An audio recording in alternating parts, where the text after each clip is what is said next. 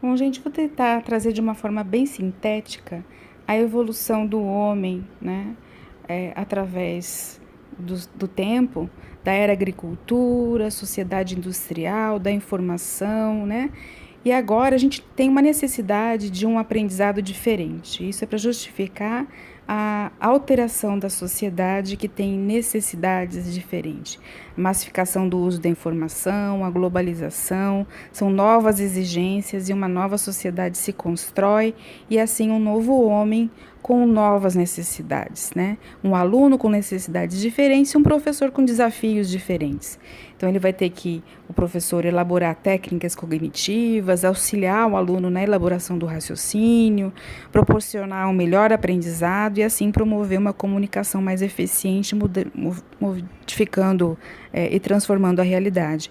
E o aluno, a lidar com a informação excessiva, ele vai ter que aprender a selecionar a informação, utilizar um raciocínio, racionalmente essa informação, elaborar o seu raciocínio e assim adquirir também habilidades e competências para poder aplicar o seu conhecimento.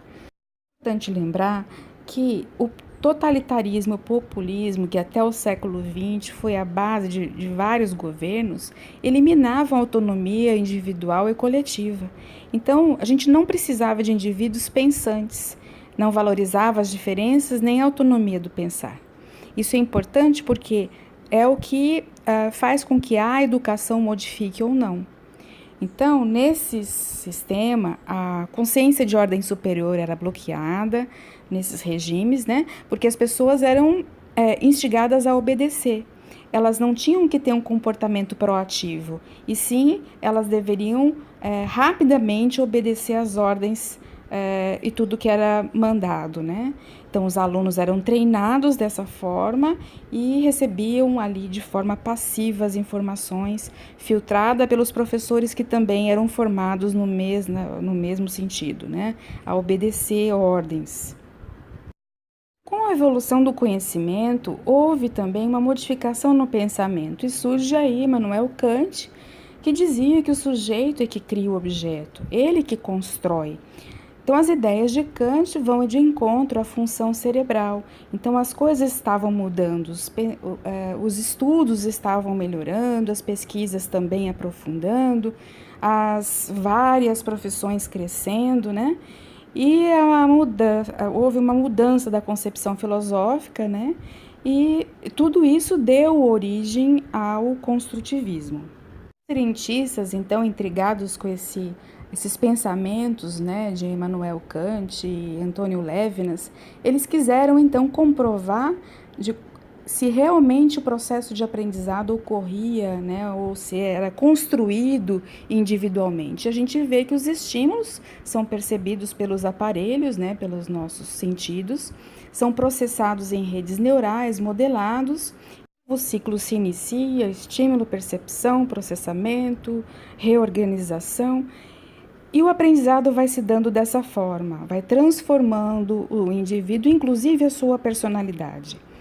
A imaginação é o ápice disso, que vai permitir a abstração.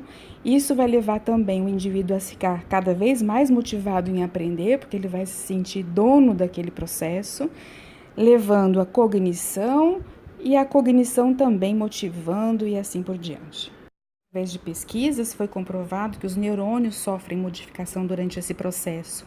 Os dendritos aumentam, ampliam as suas conexões nervosas e assim a gente vê que a atenção focada, a consciente, também a inconsciente, a subconsciente são modeladas pela emoção e assim a elaboração do raciocínio, a organização também do que vai ser selecionado e o que vai ficar registrado é dependente tanto da atenção quanto da emoção.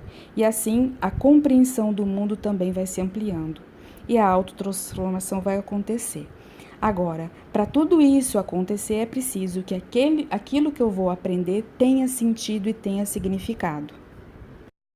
Vemos aqui que todos os estímulos que chegam no meu aparelho perceptivo se juntam no tálamo e é distribuído uma via rápida e uma via mais lenta. A rápida vem para a área mais primitiva do cérebro e ali encontra no sistema límbico a amígdala, que é responsável pelo imprint emocional, aquilo que eu estou aprendendo, e uma via mais lenta, que é uma via que na evolução dos homens levou mais tempo para se formar, que passa pelo córtex sensorial e a área mais nobre do nosso cérebro, dos humanos, que é o neocórtex.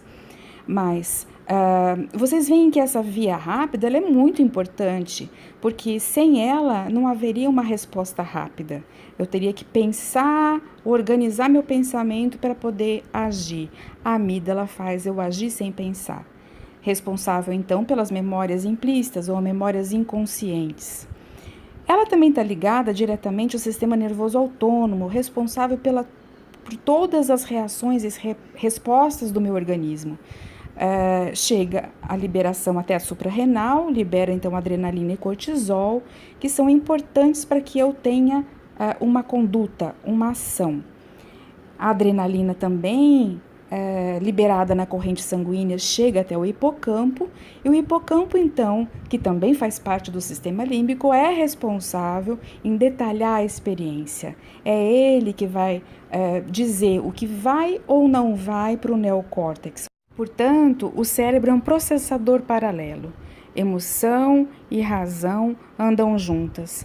A emoção mais primitiva, preservando a vida, e a razão também, mas sempre unidas, uma dependente da outra. Para o aprendizado existem muitos influenciadores. Vamos citar alguns. O conteúdo prévio do indivíduo, por isso discutir o problema é muito importante. A qualidade relacional da estrutura cognitiva do aprendiz significa a capacidade que ele tem de organizar. Quanto mais organizado mentalmente, mais ele consegue relacionar. A influência bilateral entre o velho e o novo, é preciso que ele resgate o velho para ancorar o conhecimento novo. O material significativo, para um aprendizado que tenha significado, que vá ser utilizado imediatamente, para não ocorrer uma aprendizagem arbitrária. E subsunsores, que seriam ganchos, insuficiência para suprir as necessidades relacionais. Então, esses ganchinhos que a gente tem no cérebro servem para ancorar o conhecimento novo que vai chegar. Disposição também para relacionar e não só memorizar. Quem gosta de memorizar não vai conseguir aprender nessa metodologia, E essa capacidade de só memorizar, de decorar, vai ser comum em métodos repetitivos e rigidamente padronizados, que não é o caso nosso. Esse é um típico quadro de brainstorm, originado pela tutoria, na abertura. E é importante saber que é preciso organizar, sistematizar numa sequência de eventos que tenha sentido, que separe o problema da solução. Então, vocês vão achar meios de organizar, selecionando as partes que eu quero desdobrar. Por exemplo, ali, angustiado tem uma estrelinha. Lembrando, então, a palavra angústia aparece primeiro e eu faço as perguntas. Por que angustiado? Porque não sabe como estudar no novo método, tem dúvidas se vai aprender. Qual é o órgão responsável pelo aprendizado? Qual é o local? Qual é o trajeto? Então, o tempo inteiro eu vou me questionar. Eu vou posicionar perguntas e essas perguntas vão me mover até o livro, até a literatura, até a internet, para que lá eu adquira a informação e venha agregar aquela nova informação naquela estrutura mental ordenada que eu estou construindo. Sem esquecer que essas perguntas elas têm que estar orientadas para a resolução do problema em questão. Eu não começo a ficar preocupada com conteúdo, e sim em resolver o problema. Essa preocupação na resolução do problema vai limitar o meu estudo. Então, eu buscar na literatura apenas o conhecimento necessário para responder aquela questão que faz parte da compreensão de um processo, da resolução de um problema. Não importa qual seja o problema, eu vou ter que aprender a sequenciar, definir as prioridades no processo ordenado, dar origem para a consequência, agir por metas, dar visão geral do todo para depois aprofundar as partes, resolver com competência, assim eu vou adquirir habilidades e competências. Sempre que eu tenho que integrar as disciplinas, aprender a selecionar a informação pertinente e sempre de olho na melhor bibliografia. Sintetizando, o mapa conceitual permite focar o indivíduo e não a doença, organizar, facilitar o raciocínio, melhor ancorar e integrar os conteúdos novos na estrutura cognitiva, buscar sentido, aplicação prática, portanto o conhecimento fica disponível, facilmente recuperado, gerar hipótese e testá-la, melhorar a visualização causa-efeito e a identificação dos pontos-chave, explicar a fisiologia e a fisiopatologia. Ou seja, quem aprender a utilizar essa ferramenta vai economizar tempo, né? Vai poder viver, vai poder curtir a vida e fazer outras coisas além de estudar para medicina. Espero que vocês tenham gostado, que tenha facilitado a vida de vocês e qualquer coisa me procure.